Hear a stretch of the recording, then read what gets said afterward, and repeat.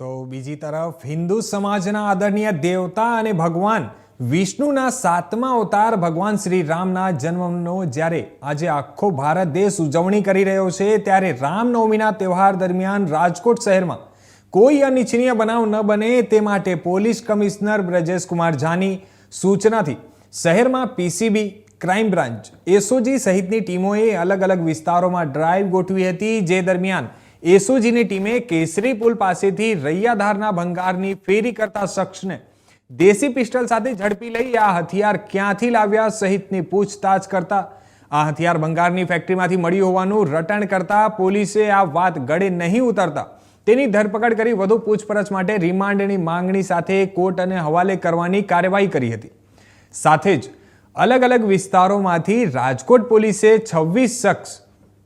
પાસેથી છરી જેવા તીક્ષ્ણ હથિયારો પકડી લઈ ગુનો નોંધી અને કુલ 27 શખ્સની ધરપકડ કરી વધુ કાર્યવાહી હાથ ધરી હતી।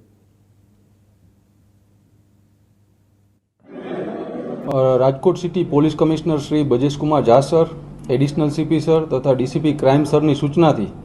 આવતીકાલે રામનવમીના તહેવાર અનુસંધાને Rajkot city crime branch, SOG તથા પેરોલ ફરલોની શાખા દ્વારા એક સ્પેશિયલ ડ્રાઈવ જીપી એક્ટ 135 મુજબ ડ્રાઈવનું આયોજન કરવામાં આવેલ। આ ડ્રાઈવ દરમિયાન પેટ્રોલિંગ દરમિયાન અલગ અલગ 27 ઇસમો પાસેથી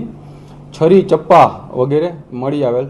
અને તેમને કબજે કરવામાં આવેલ અને આ તમામ શખ્સો વિરુદ્ધ જીપી એક્ટ 135 મુજબની કાર્યવાહી કરવામાં આવેલ છે। આ ડ્રાઈવ દરમિયાન એસઓજી શાખા પીઆઈ એસએમ જાડેજા તથા તેમની ટીમ દ્વારા એક ઇસમ જેનું નામ છે પ્રેમજીભાઈ ધમજીભાઈ રાફુચા, તેને ગેરકાયદેસર હથિયાર સાથે પણ ઝડપી પાડવામાં આવેલ છે। આ શખ્સ વિરુદ્ધ આર્મ્સ એક્ટ મુજબની કાર્યવાહી કરી વધુ તપાસ તજવીજ ચાલુમાં છે।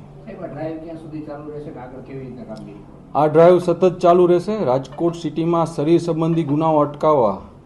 જે ઇસમો પોતાના પાસે અને પોતાના વાહનોમાં છરી, ચપ્પા, ધોકા